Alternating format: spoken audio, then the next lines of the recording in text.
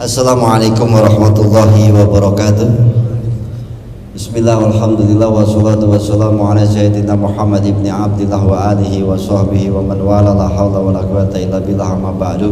Ma'asyiral muslimin rahimakumullah, jamaah majlis taklim aziyadah yang dirahmati Allah Subhanahu wa taala. Puji syukur kita kehadirat Allah yang mana dengan rahmat, hidayah serta taufiknya kita masih berkumpul di masjid ini guna menuntut ilmu. Mudah-mudahan Allah selalu memberikan keberkahan kepada kehidupan kita semua. Shalawat dan salam selalu kita haturkan kepada junjungan kita Nabi besar Muhammad SAW, dengan harapan agar kita semua, keluarga kita dan semua yang kita cintai bisa berkumpul kembali di yaumil mahsyar di bawah naungan syafaat bagi kita Nabi besar Muhammad SAW ya rabbal alamin. Seperti biasa sebelum kita mulai ta'lim kita baca surat Al-Fatihah. Kita khusus untuk mengenang kitab Syekh Abu Hamid Muhammad bin Ahmad Al-Ghazali wa man syaraha fi hadal kitab Syekh Muhammad Ihsan ibn Muhammad Dahlan wa sahibu hadal maqam Zaid bin Muhammad Amin Muhammad Amin Muhammad Ali bin Rada Abdul Somad wa usulihim wa buruhim zawul kulkim ajma'in Allah yaghfirullahu wa yarhamuhum wa yudhi darajatin fil jannah wa yanida alaina min barakatihim wa asra anwarihim wa min afatihim fi din wa dunya wal akhirah. Syahidillah wa lahumul Fatihah.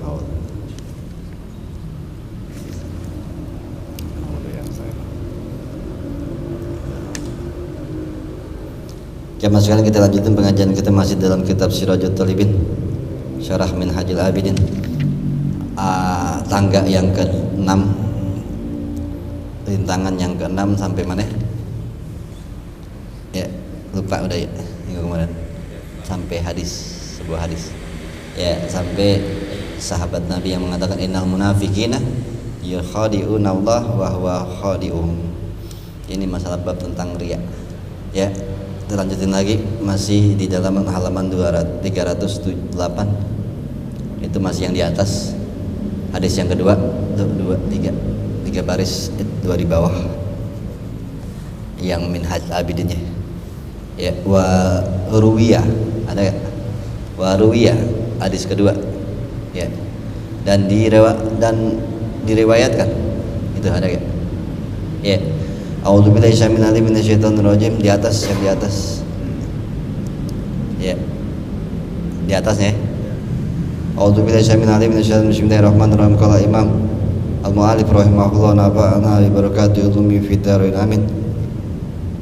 Wa ruwiya annahu yunadi munadin yaumal qiyamati yusmi'u al-khalaiq. Ya.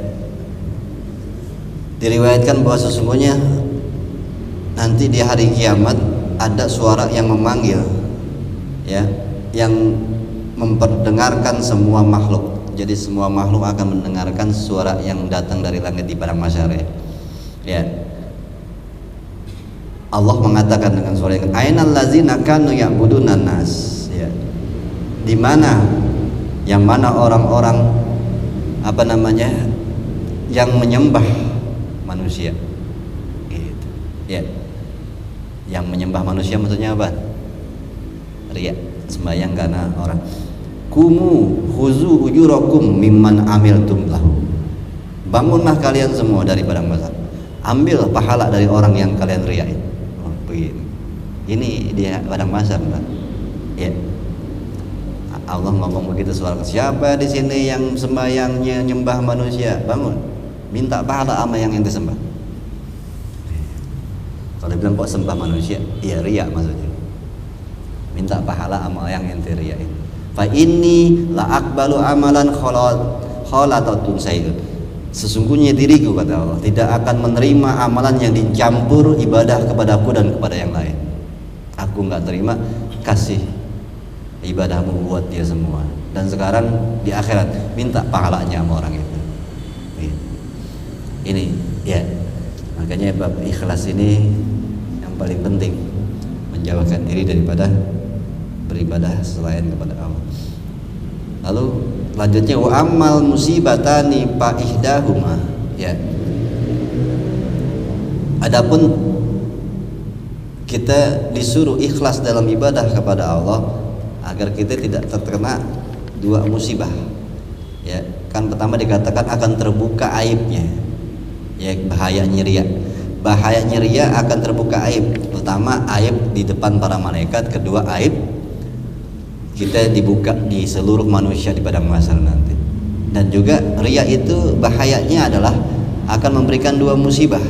Nah ini ya, itu halaman 209. Wa amal musibatani, ada dua musibah. Adapun yang pertama, idahuma fautul jannah, ya pasti musibah bagi orang yang riya dalam ibadahnya kepada Allah akan kehilangan surga. Ini nggak bisa masuk surga, ngeri gak? Ya. Wadzalika maruwiya anin Nabi sallallahu alaihi wasallam, itu hal yang dikatakan, kata Imam Ghazali, yang membuat dikatakan riya itu akan membuat kita kehilangan surga. Ya, itu seperti apa yang diriwayatkan oleh Nabi kita Muhammad sallallahu alaihi wasallam. Innal jannata takalamat, sesungguhnya surga akan berbicara, kata Nabi. Wa qalat, surga akan bilang, ana haramun ala kulli bakhilin murain, aku diharamkan dimasuki oleh setiap orang yang pelit dan riya. Gitu. Ya, orang riya sama orang pelit, kata surga, nggak boleh masuk ke dalam aku. Gitu. Wal khabaru yahtamilu maknain, dan khabar ini memiliki dua makna nih. Ya, tentang omongan Nabi bahwa surga itu mengharamkan dirinya dimasuki oleh orang pelit dan orang-orang yang riya. Pertama adalah khabar ini mempunyai makna ahaduhu ma'anal hadal bakhila mayabkhalu bi ahsani qaulin. Ya, yang dimaksud dengan pelit di sini adalah pelit daripada perkataan-perkataan yang baik. Wa huwa qaulu, yaitu qaulun la ilaha illallah Muhammadur Rasulullah. Ini maksudnya orang yang tidak mau bersyahadat. Ya, mau mengucap syahadat aja la ilaha illallah, atau mengucap tauhid la ilaha illallah Muhammadur Rasulullah aja nggak mau, itu dikatakan pelit sama ucapan doang. Ini yang dimaksud, hasilnya dikatakan pelit di sini adalah pelit untuk tidak beriman kepada Allah dan Rasulnya. Itu mengucap kata la ilaha illallah Muhammadur Rasulullah aja ogah, itu makanya tidak masuk surga. Lalu wahadal murai min yurai bi abqahi riyain, ya, dan ini adalah pura-pura menyurai bi akbahi riya wa huwal munafik, yaitu dengan keburukannya riya, yaitu orang-orang munafiku ladzina yurai bi imanihi wa tauhidi. Ini yang dikatakan bahwa mereka adalah orang-orang pura-pura beriman. Jadi secara zahir memang banyak di antara kita yang mungkin kita adalah orang-orang yang mengucap kalimat tauhid la ilaha illallah Muhammadur Rasul, bahkan sembahyang nyusruk mulu para kita, ya, sujud mulu, tetapi Allah bisa mengatakan kita berpura-pura beriman karena sebenarnya kita munafik dalam keimanan dan ketauhidan. Kenapa? Sebenarnya ibadah kita bukan untuk Allah. Ini makanya ngerinya di sini, kita jangan terlalu, ya makanya introspeksi diri dulu, apakah kita sudah benar bertauhid kepada Allah, ya, apakah selama ini masih karena ini, karena itu, karena ini ibadah kita. Ini sebenarnya kita adalah dikatakan berpura-pura beribadah, berpura-pura dalam tauhid, makanya dikatakan pelit. Untuk memastikan la ilaha illallah emang ibadah buat Allah aja masih nggak mau, ya, masih pakai ibadah buat yang lain. Padahal dikerjanya di masjid, di rumah sujud, tapi masih pelit banget sujudnya itu buat Allah semua, nggak mau. Masih ada aja yang buat dilihat orang, dipandang. Ya. Ini wal makna sani, dan makna yang kedua tentang masalah orang Allah surga tidak mau dimasuki orang bakhil dan yang riya. Itu tadi bakhil dan riya dimaksudkan adalah mereka pelit dalam urusan memurnikan ketauhidan untuk Allah doang. Ya, justru memperlihatkan ataupun memberikan ibadahnya itu buat selain Allah. Pelit banget, ibadah buat Allah doang aja nggak mau, masih dibagi buat orang yang pengen lihat. Ya. Wal makna sani, dan yang makna yang kedua ada anaman la yantahi anil bukhli wariya. Siapa orang-orang yang tidak mengakhiri atau tidak mau berhenti daripada kepelitan dan keriaan ini, walam yurai nafsahu, dan tidak memperhatikan dirinya, fabihi khatrani, maka dia akan terancam dua hal.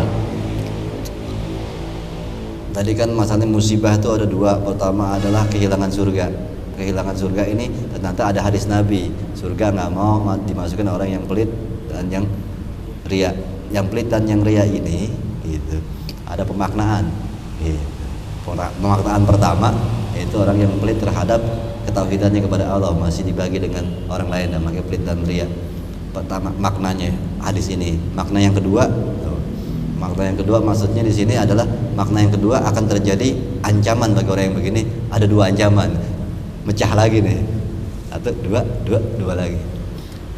Ya, orang-orang yang pelit dan ria ini akan ya terancam. Ahaduhuma ayal haqahu su'mudzalika wa yaqa'u fil kufri. Ya, ancamannya akan terjadi adalah akan melekatnya efek negatif dari dirinya itu, dan kemungkinan bisa terjatuh kepada kekafiran. Ya, ini efeknya lama-lama bisa kafir, kufur, karena riaan tertumpuk kebakhil, lama-lama kufur. Fatafutul jannah, makanya dia akan luput dari surga. Warasan wal iyadzubillah, dan juga ya dia luput dari surga sama sekali, nggak bisa masuk surga. Imam Ghazali mengatakan wal iyadzubillah, ya kita berlindung kepada Allah dari kondisi yang seperti itu, bahaya.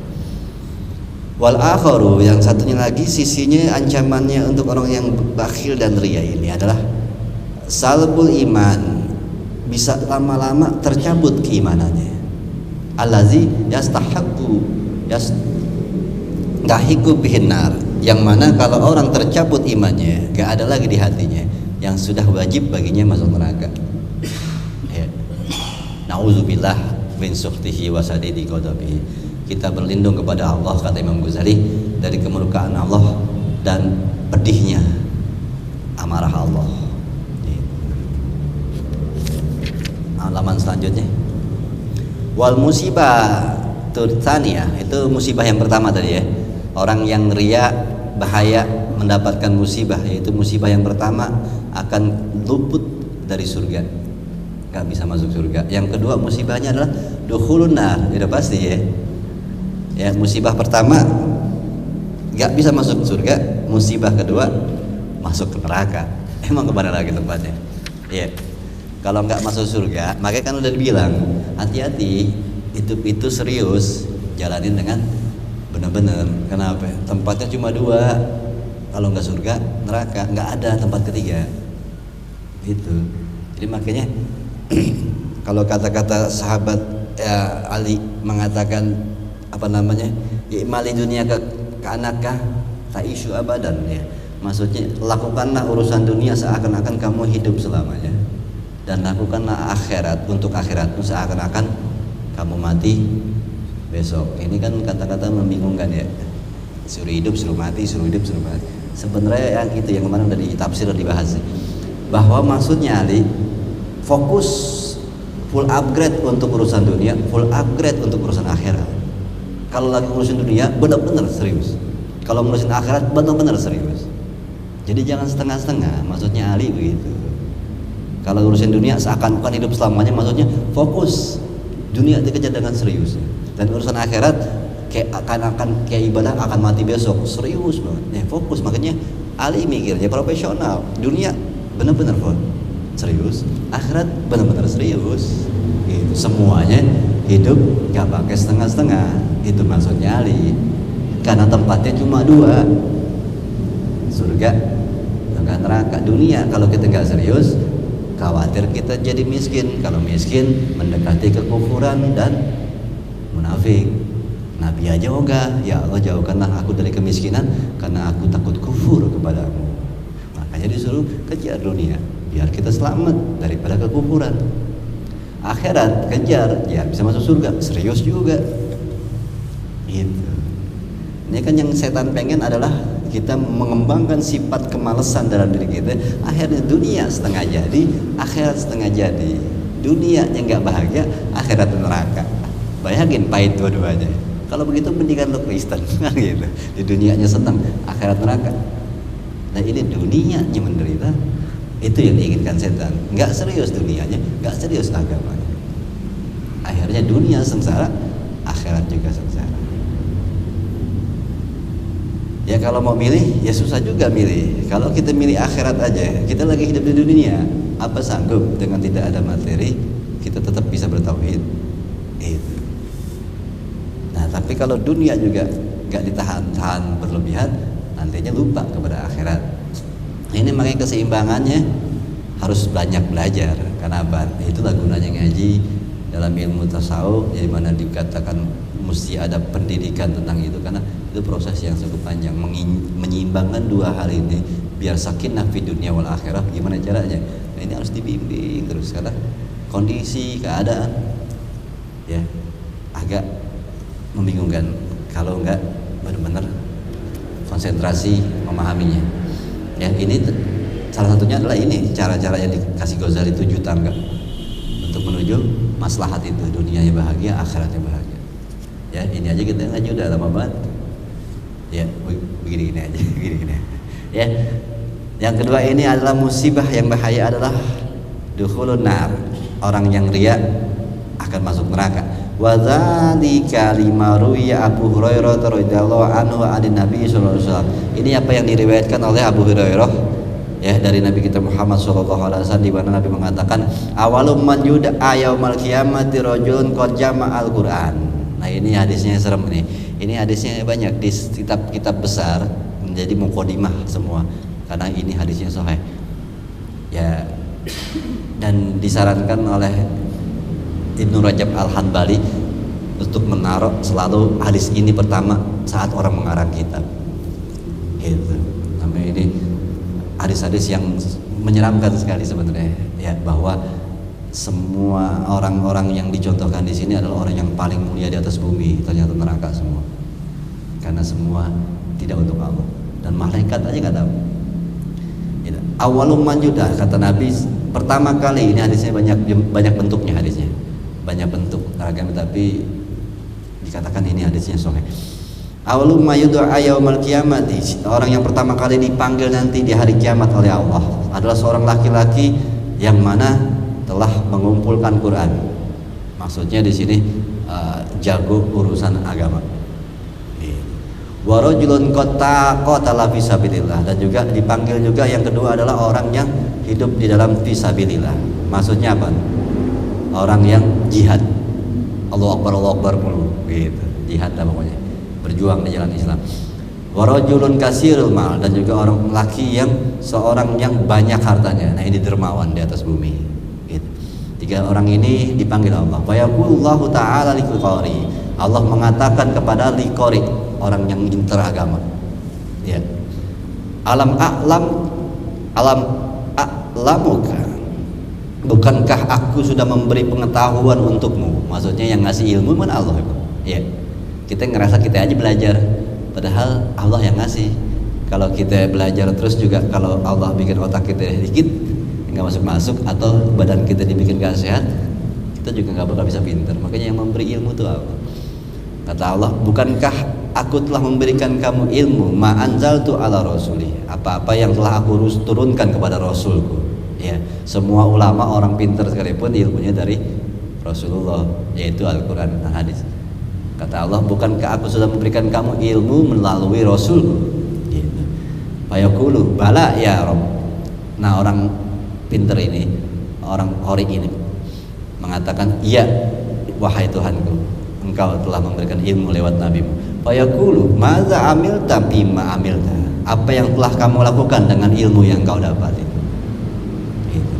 Fayaqulu ya Rabbi, dia mengatakan, wahai Tuhanku, kumtu bihi ana alai wa atrafan nar, aku selama hidup menerapkan semua itu siang dan malam dalam kehidupanku, dalam ilmu-ilmu itu. Dibilang mengamalkan ilmunya semua. Fayaqulullahu ta'ala, Allah mengatakan kazabta, kamu sudah berdusta. Bayangin tuh, ini ulama lah, udah ngakunya begitu di depan Allah, aku sudah menjalankan semua ilmu yang aku punya ya Allah, kamu bohong. Yang ngomong begitu Allah lagi, ya ngeri udah ya. wa taqulul malaikatu kadzabta, dan juga malaikat juga mengatakan engkau telah berdusta. Fa yaqulullahu subhanahu, lalu Allah mengatakan bal aradta an yuqala fulanun qari'un, kamu melakukan semua amalan-amalan ilmu-ilmu kamu, menjalankan semua ajaran agama itu, cuma kamu pengen dibilang orang pinter, orang alim. Ya, Allah bilang kayak gitu. Lu cuma pengen dikata ulama, pengen biar orang hormatin, cium tangan, itu maksud lu, kata Allah. Allah yang ngomong ini. Ya, mengerikan. Faqad qila dzalik, telah dikatakan yukta bisohibil mal. Ya, maksudnya telah dikatakan seperti itu, lalu dipanggil lagi orang yang hartanya banyak. Allah kasih, alam uwasi alaika, kata Allah, wahai orang yang banyak hartanya, bukankah aku sudah melampangkan, meluaskan untukmu harta, hatta lam adaka tahtaju ila ahadin, ya, hingga tidaklah engkau membiarkan seseorang kecuali butuh kepadamu. Maksudnya segitu banyaknya harta dan sampai orang pasti butuh sama dia. Fayaqulu bala ya Rabbi, ya, kata orang itu, ya wahai Tuhanku, engkau memberikan harta. Fayaqulu fama amil tapi mata itu, lalu apa yang kau lakukan dengan harta yang aku berikan kepadamu? Fayaqulu, orang ini mengatakan kuntu asilu rahima wa atasaddaqu, aku selalu menyambung silaturahmi dan juga bersedekah dengan materi yang aku punya. Fayaqulullahu kadzabta, Allah mengatakan engkau berdusta. Fataqulul malaikah kadzabta, malaikat juga mengatakan ya, dia telah berdusta.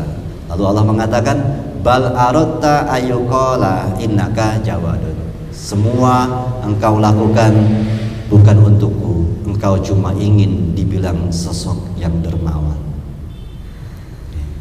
Ya, ingin dipuji manusia bahwa dia adalah seorang yang dermawan. Ya, lalu qad qila dzalika wa yu'ta billazi qutila fi sabilillah. Lalu yang ketiga yang dipanggil adalah orang yang berjuang di jalan Allah sampai meninggal di dalam jihad perperangan. Ya, fayaqulullahu ma fa'alta, Allah mengatakan kepada orang yang jihad ini, apa yang telah engkau lakukan? Fayaqulu, orang ini mengatakan amirtu bil jihad fi sabilik, aku telah diperintahkan, aku telah menjalankan jihad di jalanmu ya Allah. Faqataltu hatta kutiltu, lalu aku berperang sehingga aku mati dalam medan peperangan. Fayaqulullahu ta'ala kadzabta, Allah mengatakan engkau berdusta. Fataqulul malaika, malaikat juga mengatakan engkau berdusta. Lalu Allah mengatakan bal aradta ayyuqala fulanun jari'un, sesungguhnya engkau perang sampai engkau mati dalam peperangan itu cuma pengen dibilang engkau adalah seseorang yang gagah berani dan tak kenal takut. Ini ngeri ya. Wa taqulul malaikut kadzabta, wasuja, dan juga dikatakan pemberani. Faqad qila dzalika qala summa daraba Rasulullah biyadihi ala rukbati. Nah, ini kan yang cerita Abu Hurairah. Lalu Abu Hurairah bilang, kemudian setelah Nabi cerita begitu, Nabi menepuk pahaku, wahai Abu Hurairah, gitu.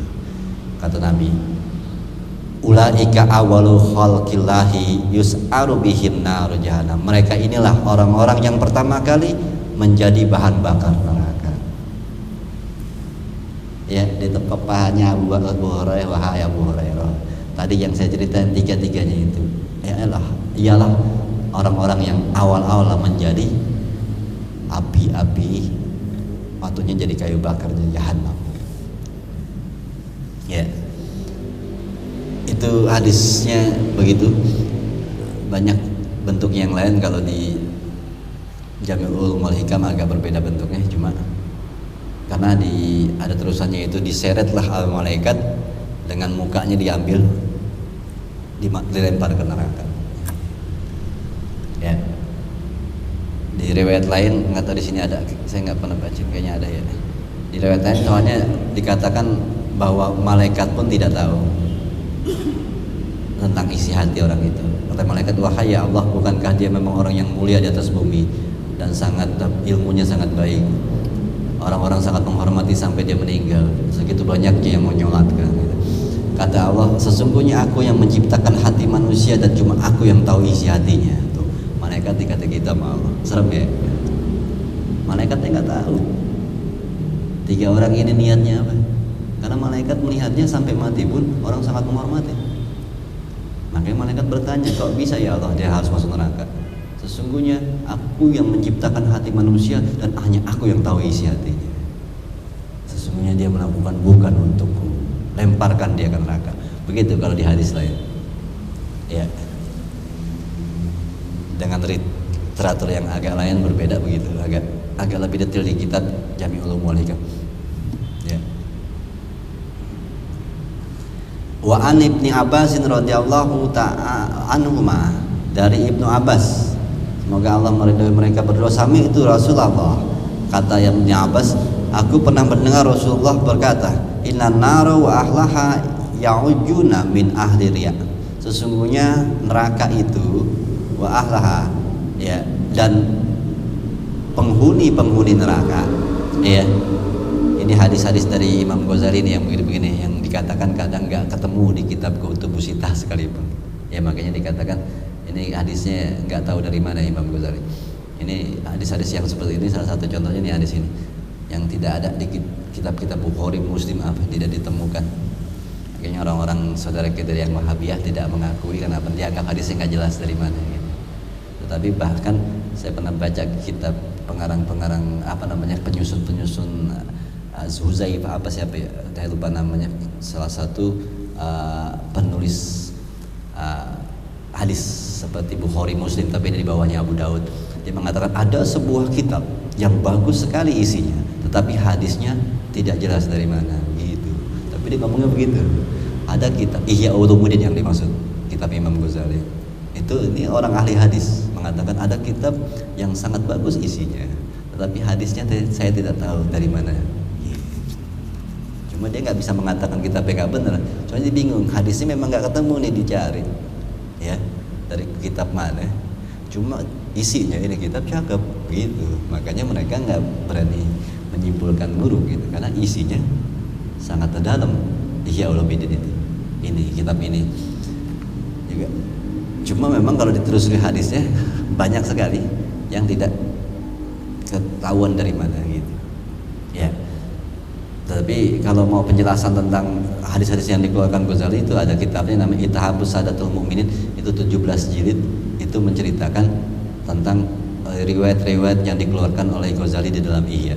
Ada gitu 17 jilid tentang pemahaman kenapa Ghazali nulis hadis ini, ceritanya kenapa hadis ini kok nggak pernah ada, itu ada ceritanya, itu ditelusuri dia dapat dari mana itu ya. Makanya baca dulu dah tuh yang 17 jilid, baru boleh mengomentari Ihya Ulumuddin begitu. Ya, ada di rumah no. Ya. Nah, salah satu ceritanya ada di mana dia pernah jalan suatu jalanan yang dia udah hilang 10 tahun itu kan. Dia bertemu orang di atas gunung lagi ibadah, dan orang itu mengeluarkan hadis, tapi dia minta jangan pernah menyebut nama dia.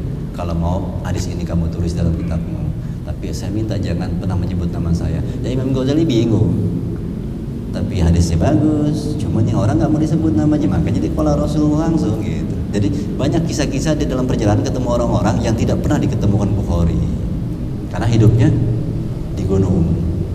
Ya kan Imam Ghazali itu saat dia mencari Tuhannya, makrifat, 10 tahun dia menghilang. Kan dia dalam perjalanan-perjalanan yang bukan tempat-tempat besar, tempat-tempat aneh malah. Kalau Bukhari 16 tahun dia mencari hadis seluruh negeri di mana tempat pernah sahabat timbul atau sahabat tinggal di mana di Mesir ini didatengin, tapi di kota besar semua.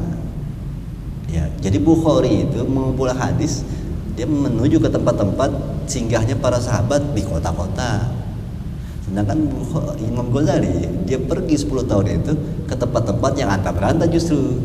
Ya, bisa jadi orang yang diketemu Imam Ghazali dan orang-orang yang keturunan yang tidak pernah diketemui oleh Bukhari, karena di gunung, di pelosok gitu. Karena Bukhari kan datangnya ke tempat kota, Ghazali justru menghindari perkotaan. Dan juga model-model yang hidupnya kholwah di gunung, di dusun, mereka kan yang orang mastur, yang tidak mau terlihat dirinya, bahkan tidak mau meriwayatkan hadis.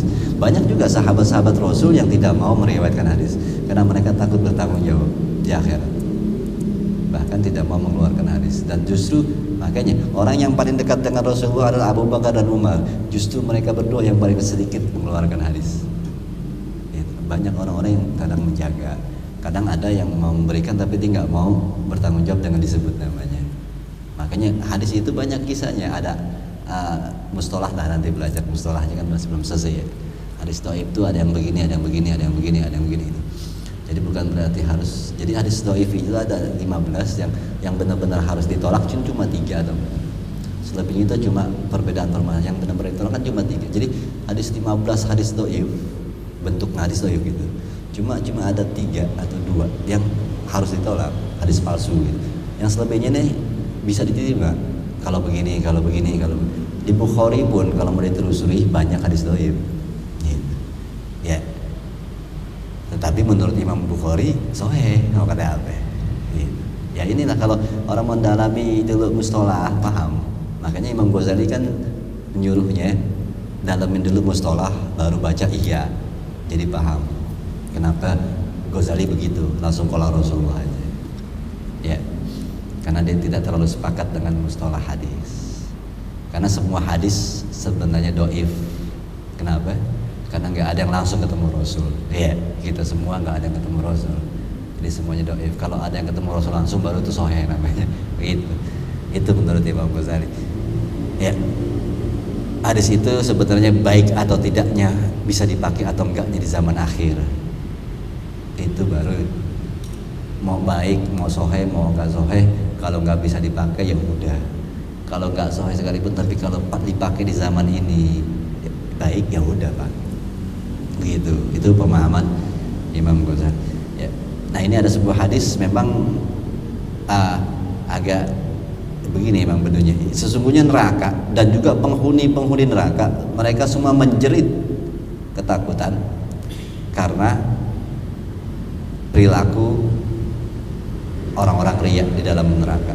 Bayangin tuh orang yang lagi riya, orang riya ini disiksa, penghuni neraka dan nerakanya aja takut. Ini, ya, ini kan seperti hadis yang dikeluarkan di Bukhari.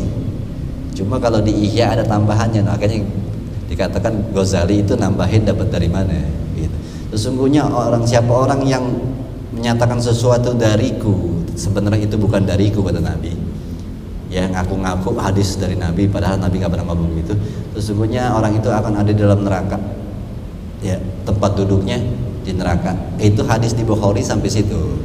Tapi di Ihya Ghazali nambahin, bahkan penghuni neraka akan takutan saat orang ini disiksa. Itu tambahan dari Ghazali, dan itu nggak ada di kitab manapun. Nah, akhirnya Ghazali dapat dari mana ya? Gitu pertanyaannya. Ya, kalau ada tambahan begitu, bahkan penghuni neraka akan takut saat orang yang tadi itu disiksa. Ya ini juga sama nih, penghuni neraka dan nerakanya aja menjerit saat ada orang riya dimasukkan ke dalam neraka. Qila ya Rasulullah kaifa ta'ujun nar. Ya sahabat bilang, ya Rasulullah bagaimana neraka bisa menjerit? Gitu. Kalau penghuninya pada ngejerit saat orang riya lagi disiksa, iya. Nah, kok neraka bisa ngejerit juga? Ya kan neraka cuma api gitu. Kalau Rasulullah mengatakan min harrin nar allati ya'adzibu nabiha, daripada panasnya api neraka yang mana disiksanya dengan itu. Maksudnya suara api neraka itu kayak jeritan. Ya, pokoknya itu dah, kalau mau tahu entah sono dah rasain. Apinya mungkin bunyi kayak gitu. Ya, jangan pernah lihat dah. Itu wahya fi hadhil fadha'i. Nah, dari hal-hal ini maksudnya tentang masalah tadi mana tuh? Oh, ada di dalam ini. Fi nari jahannam. Di bawahnya tuh. Waqala Abu Hurairah fa balagha dzalikal khabaru ila Muawiyah radhiyallahu anhu wa huwa idza dzaka umiru Syam fabaki. bakaan syadidan summa qala sadaqallah iz qala man kana yuridul hayata dunya wa zinataha wa fi ilaihim a'malahum fiha wa hum biha la yubkhasun. Ya, ini ayat surat Hud. Ini surat Hud ini ayat 15 dan 16. Ini harus direnungi dalam, nanti tafsirnya belum pernah ketemu ya. Ini ya begitu dah, nelan ludah kalau dalamin ayat ini. Man kana yuridul hayata dunya, siapa orang yang menginginkan kehidupan dunia ini, wazinataha, dan juga kesenangan-kesenangan dan perhiasan dunia ini, yang diinginkan itu, nuwafi ilaihim, Allah akan kasih sesuai apa yang diinginkan, sesuai amal-amal perbuatan mereka. Mereka usaha keras belajarnya untuk dapat kekayaan, Allah kasih. Mereka kerja keras mencari harta, berharap mereka mempunyai materi yang banyak, Allah kasih. Apa yang mereka inginkan di dunia sesuai apa yang mereka lakukan. Wa hum fiha la yubkhasun, dan mereka di dunia tidak akan dirugikan dari usaha mereka. Belajarnya 10, Allah akan kasih 10 kalau itu memang yang diniatkan dunia. Ya. Sampai siapa orang pun yang mau belajar agama sepintar apapun, sampai ke Mesir atau apa, tujuannya ada ingin jadi kiai, ingin dihormatin orang, Allah akan kasih, dia akan pulang nanti dihormatin orang dan orang cium tangan kepadanya. Apa yang diniatkan di urusan dunia dengan usahanya, Allah akan kasih. Ya. Dengan usaha untuk mencari dunia, Allah akan berikan sesuai usahanya. Ini kalau usaha itu dilakukan untuk dunia, dan tidak akan dicurangi sama Allah. Gitu. Maksudnya usahanya 100% Allah akan kasih. Usahanya maksimal, Allah akan kasih sesuai usahanya. Apa yang dipengen. Orang misalnya baca ajaran agama, wirid ribuan jutaan kali agar orang pada hormat dan cium tangan, Allah akan kasih. Wiridan itu akan kebukti, gak akan dikurangi. Ya. Atau mungkin mau wirid dan dapat janda yang perawan gitu. Janda perawan kan bingung gitu. Aku kasih ntar buat lo mau nggak? Ntar gue kasih wiridnya. Ya, kalau mau buat dunia. Iya.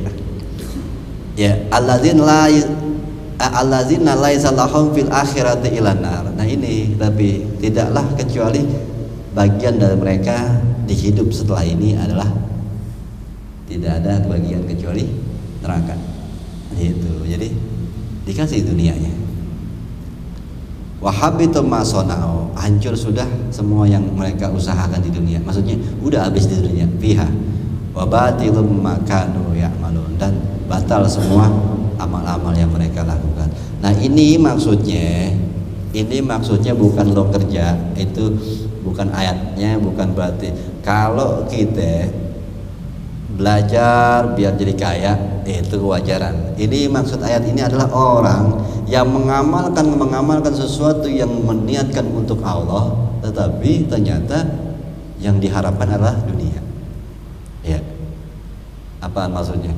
Orang pergi haji, ya kelihatan memang kayaknya untuk Allah, tetapi yuridu hayata dunya, ternyata itu adalah keinginan dunia. Apa? Pengen dihormatin orang, pengen dianggap Pak Haji.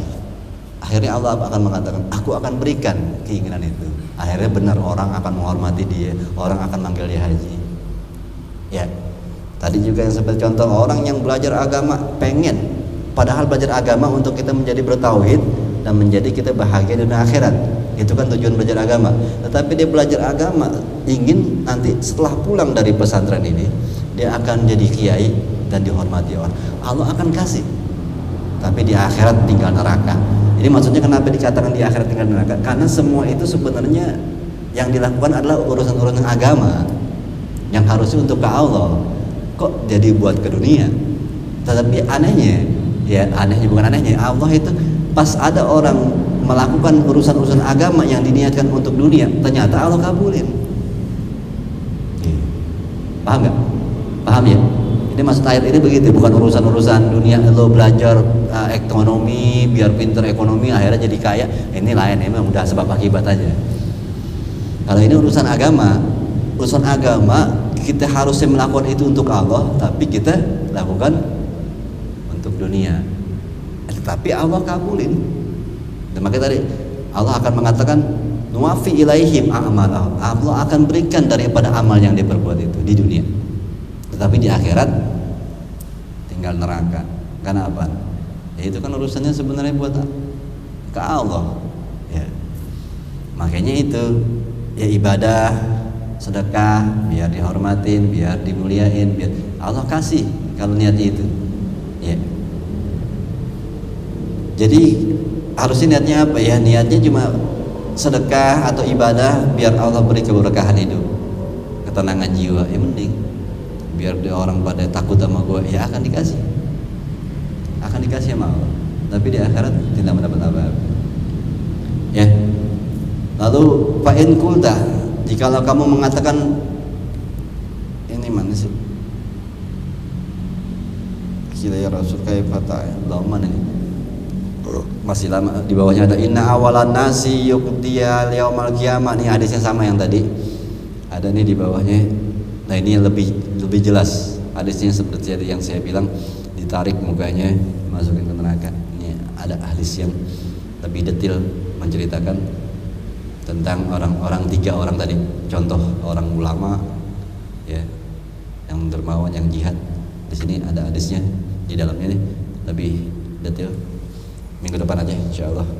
Sampai sini aja insyaallah, manfaat di hadirin wa bi hadratin Nabi sallallahu Al-Fatihah. A'udzubillahi minasyaitonir rajim. Bismillahirrahmanirrahim. Siratal ladzina an'amta 'alaihim ghairil maghdubi 'alaihim waladdallin. Wa fa'alna yarhamna ya arhamar rahimin, irhamna ya arhamar rahimin, irhamna Allahumma arhamna warham walidina fa'ana bima 'allamtana wa 'allimna ma yanfa'una. Rabbi zidna ilma warzuqna fahma bi rahmatikal wasi'ah ya arhamar rahimin. Sallallahu Muhammad wa alihi wasallam. Alhamdulillahi alamin. Assalamualaikum warahmatullahi wabarakatuh.